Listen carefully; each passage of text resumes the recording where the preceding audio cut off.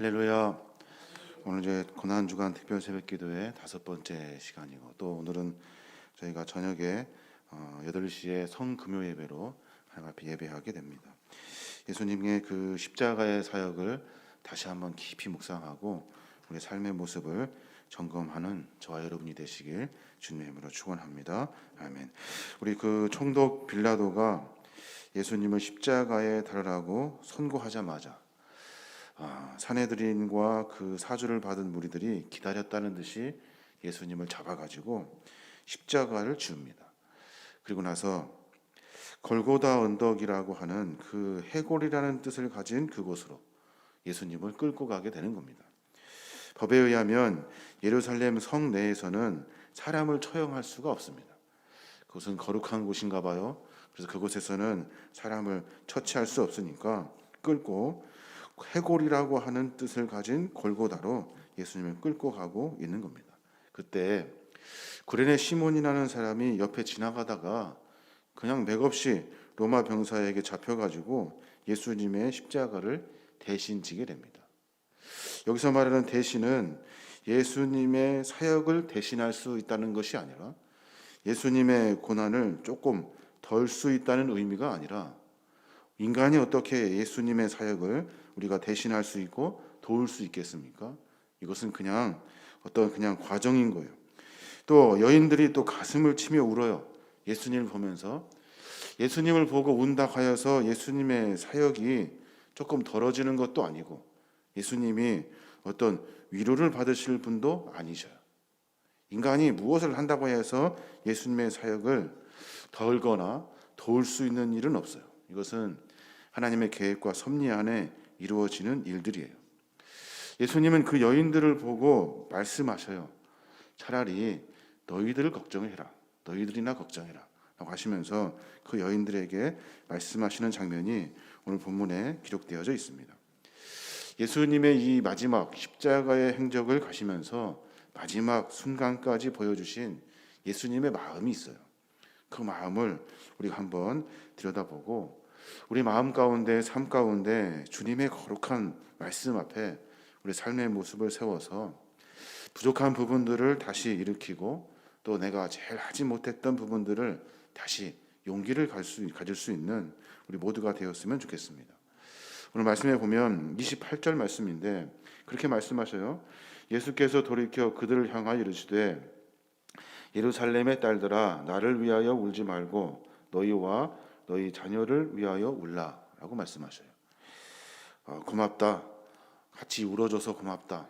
같이 슬퍼해줘서 고맙다. 이렇게 말씀하실 것 같고 또 많은 위로를 받을 것 같은데 예수님은 쉽게 말해서 나 걱정하지 말고 니네나 걱정해라 라고 말씀하고 계시는 거예요. 이 말씀은 예수님의 고난의 길을 통과하여 골고다를 향해 가실 때 자기를 따라오면서 가슴을 치며 슬피 우는 여자들의 무리를 향해서 하신 말씀이에요. 누구인지 알아보고 슬퍼했다기보다 로마 병사에 의해 그 죽임당하는 예수님의 그 제수의 모습에 그 동정 어린 마음으로 여인들이 그렇게 슬퍼했던 거예요. 예수님이 누구인지 알았다면, 그분이 어떤 사역을 하시는지를 알았다면, 하나님의 뜻을 이루시고 계시다는 것을 알았다면 그 여인들은 동정 어린 그런 슬픔을 갖지 않았을 거예요. 예수님께서는 그 여인들을 보고 그 안타까운 모습들을 보시고 나를 위해 울지 말고 너희를 위해 울어라 라고 말씀하고 계시는 거예요. 말씀에 보면 예루살렘의 그 예언의 징벌의 날을 주님께서 예고하고 계시는 것 같아요. 기록된 말씀대로 이렇게 말씀하셔요. 잉태하지 못하는 이와 해산하지 못한 배와 먹이지 못한 젖이 복이 있다라고 말씀하셔요. 그날이 되면 예루살렘의 그 징벌의 날, 멸망의 날이 되면 아기가 없는 것이 차라리 낫겠다. 자녀들이 없는 것이 차라리 낫겠다라고 말씀하고 계시는 거예요. 얼마나 그 고통이 심각한지 사람들은 산들을 보고 그렇게 외친대요. 산아, 우리를 덮어서 우리 목숨을 좀 단번에 끊어주어라. 산아, 우리가 고통을 느끼지 못하도록 우리에게 덮쳐라 라고 그렇게 말한대요. 그날 예루살렘의 징변의 날이 얼마나 심하면 그렇게 말하겠습니까? 또 예수님께 31절에도 그리 말씀하셔요. 푸른 나무에게도 이같이 하거든 마른 나무에는 어떻게 되리려. 푸른 나무는 무슨 말이에요? 생명력이 있고 활력이 있고 힘이 있고 기운이 있는 나무예요. 그 나무들도 그 고난이 되면, 그 징벌의 날이 되면 그렇게 힘든데 너희같이 생명력도 없고 아무런 열매도 맺지 못하는 마른 나무는 그 징벌의 날에 어떻게 되겠니? 다 그냥 완전히 무너져 버리고 마는 거예요. 예수님이 십자가에 돌아가신 다음에 40년이 흐릅니다. 그리고 나서 로마 군대에 의해서 예루살렘 성이 완전히 포위가 돼버려요. 완전히 죽임을 당해버려요. 자기 아들들을, 자기 자녀들을 어떻게 할 수가 없어가지고 그냥 로마 병사에게 내어져 버리고, 모든 사람들이 배가 고파서 굶어 죽고 군사들의 손에 죽임을 당해요. 요세푸스의 역사서에 보면 110만 명이 그때 죽었대요.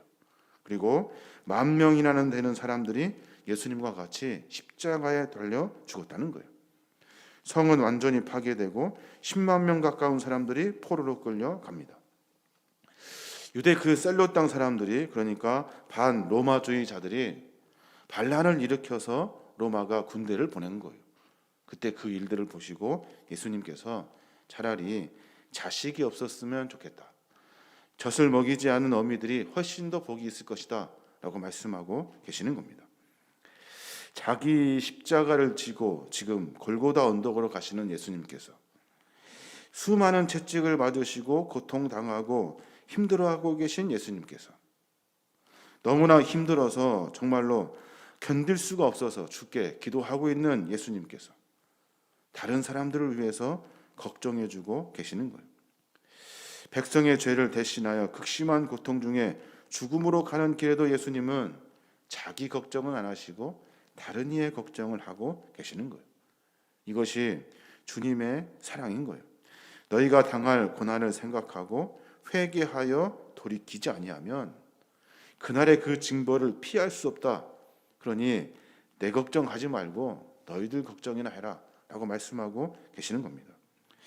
사랑하는 여러분, 나를 위해 울지 말고 너희를 위해서, 너희 자녀를 위해서 울라라고 하신 주님의 말씀을 우리가 깊이 새겨야 하는 거예요. 내 잘못이 무엇인지, 내가 무엇을 회개해야 하는지, 내가 어떤 새로운 삶으로 다시 시작해야 되는지 내 자신을 돌아보아야 하는 거예요. 그 삶의 모습이 있어야만이 마지막 징벌의 날에, 마지막 심판의 날을 피할 수 있는 하늘의 백성들이 되는 거예요. 주님은 지금 그 이야기를 하고 계시는 거예요. 십자가의 고난 얼마나 어렵고 힘듭니까? 십자가의 고난을 보면서 우리가 주님을 불쌍히 여기는 것이 아니라, 동정심을 갖는 것이 아니라 내 자신을 돌아봐야 하는 거예요. 나를 돌아보고 내 잘못을 회개하고 돌이켜서 다시 하나님의 백성으로 서야 하는 겁니다. 34절에 보면 또 주님 그렇게 말씀하셔요. 이에 예수께서 이르시되 아버지 저들을 사하여 주옵소서 자기들이 하는 것을 알지 못함이니이다.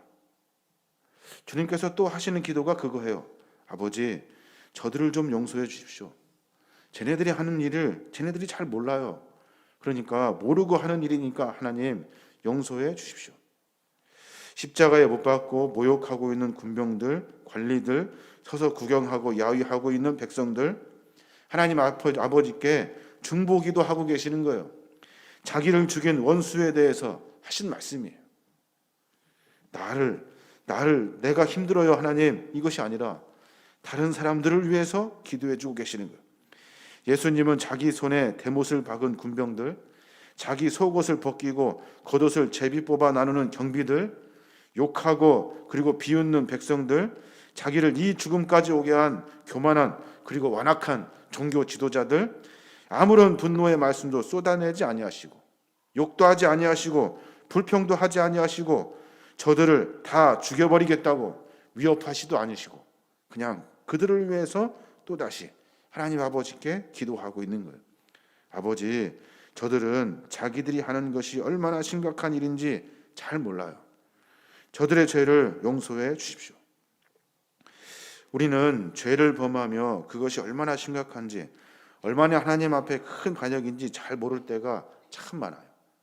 내가 죄를 지면서 그 죄가 심각한지를 잘 몰라. 내가 죄를 지면서 그 일로 어떤 사람들이 어떻게 되는지를 잘 몰라요. 반드시 기억해야 될 것이 있어요. 죄가 사해진 것은 죄가 그만큼 덜 심각해서가 아니라, 우리가 주님께 용서받는 이유가 우리의 죄가 덜 심각해서가 아니라, 주님이 우리를 위해서 자기의 고통과 아픔과 괴로움 속에서도 주님이 우리를 위해서 기도해 주셨기 때문에 우리의 죄가 사해질 수 있는 거예요. 이 예수님의 거룩한 사역을 우리가 이해하지 못하면 우리는 하나님의 사랑을, 하나님의 용서를, 그 은혜를 받을 수가 없는 거예요. 아버지, 저들을 사하여 주옵소서. 자기들이 하는 것을 알지 못합니다. 사랑하는 여러분, 주님이 우리에게 베풀어 주신 귀한 사랑을 깨닫고 우리도 마찬가지로 어렵지만 다른 이들을 사랑하고 용서할 수 있는 마음을 가져야 하는 거예요. 주님 말씀하시죠. 마태복음 5장 44절에 보면 너희 원수를 사랑하며 너희를 박해하는 자를 위하여 기도하라 말씀하셔요. 이거 그냥 매번 듣는 이야기고 별거 우리 아닌 것 같아서 그냥 흘려버리죠. 내 원수를 사랑하며 너희를 박해하는 자를 위하여 기도하래요. 예수님이 하신 것처럼 그렇게 하래요. 요한복음 15장에 보면 서로 사랑하라. 내가 너희를 사랑한 것 같이 서로 사랑하래요. 내가 너희를 사랑한 것 같이 사랑하라고 말씀하고 계셔요. 사랑은 내가 뭐 좀 여유가 있어서 내가 무슨 뭐 더 해주려고 싶은 마음이 있어서 사랑하는 것이 아니에요. 주님이 나를 사랑하시는 사랑을 깨달으면 사랑 못할 것이 없는 거예요. 골로새서 3장에 보면 서로 용서하라.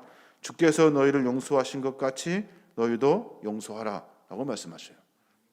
주께서 우리를 용서하신 것 같이 용서하며 살으래요. 사랑하기 힘든 사람이 있어요. 용서하기 힘든 원수들이 있어요. 그 사랑이 얼마나 그 사랑하기가 힘든지, 용서하기 어려운지 우리는 늘 계산해요. 그 놈이 어떤 놈인데 사랑하고, 그 흉악한 사람이 어떤 사람인데 용서하냐고 계산하고 따집니다. 근데 주님은 따지지 말아요. 고민하지 말아요. 주께서 우리를 사랑하신 것처럼 우리도 다른 이들을 용서하고 사랑할 수 있는 귀한 마음을 가져야 하는 거예요. 십자가를 지고 가면서 백성들을 위해서 기도하시는 주님, 그 백성들을 사랑하시는 모습을 우리는 성경을 통해서 엿볼 수가 있어요. 십자가에 자신을 못 박고 조롱하는 원수를 위해 도리어 용서를 빌어주시는 한없는 주님의 사랑, 그 사랑을 우리가 받았거든요. 그러니까 우리 삶 가운데 그러한 삶을 살아야 하는 거예요. 오늘 주님의 말씀을 곰곰이 생각해 봐야 할 것입니다. 묵상해야 될 때 우리는 서로 사랑하고 용서하라는 말씀에 순종하지 못해서 여러 핑계를 댑니다. 그런데 사랑하지 못할 것이 없고 용서하지 못할 것이 없어요. 사랑하는 여러분, 오늘 말씀을 통해서 우리의 잘못을 빨리 돌이켜야 돼요. 빨리 우리의 모든 잘못들을 주 앞에 내어놓고 다시 새로운 삶을 시작해야 돼요.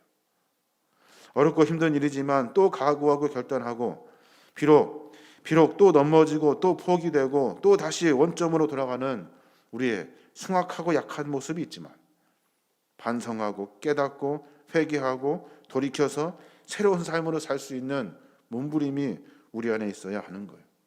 그래야 우리가 만날 징벌을 피할 수 있대요. 주님이 우리를 용서하신 것처럼 용서하고 사랑할 수 있는 이유, 그 이유는 주님이 나를 사랑하셨기 때문에, 주님이 나를 용서해 주셨기 때문에 용서하고 사랑할 수 있는 거예요. 이게 바로 그리스도인의 삶의 모습이라는 겁니다. 예수님은 고통의 행렬 가운데 철저한 침묵을 유지하셨어요. 그러면서 한 말씀 한 말씀 하시는 말씀이 우리의 삶의 모습을 보시고 안타까워하시면서 우리가 마지막으로 돌이킬 수 있는 기회를 주시는 거예요. 용서하라 하신 말씀, 사랑하라 하신 말씀, 돌이켜 회개하라 하신 말씀, 이 말씀은 너희들 살리려고, 우리를 사랑하셔서 우리에게 다시 생명을 부어주시려고 하시는 주님의 사랑이라는 사실을 깊이 깨달아야 하는 겁니다. 우리가 원수를 사랑하고 형제를 사랑하는 것, 이거는 조건에 의해서 되는 일이 아니라 당연한 것이다 라고 말씀하고 계셔요. 우리가 돌이켜 회개하는 일은 또다시 반복되는 죄 속에서 있으면서 내가 어떤 놈인지, 내 죄가 무엇인지 주 앞에 고하면 긍휼을 베푸신 주님께서 불쌍히 여기시고, 아이고 그래 또다시 너희들 죄 앞에 섰구나, 다시 돌이켜가라, 다시 돌이켜가라, 또 용서하시는 주님의 그 용서를 받을 수 있는 거예요. 그런 일이 있지 아니하면 주님의 긍휼도, 주님의 사랑도, 주님의 용서하심도 받을 수 없는 겁니다. 저와 여러분이 오늘 하루 가운데 귀한 믿음의 삶들을 점검해 봤으면 좋겠습니다.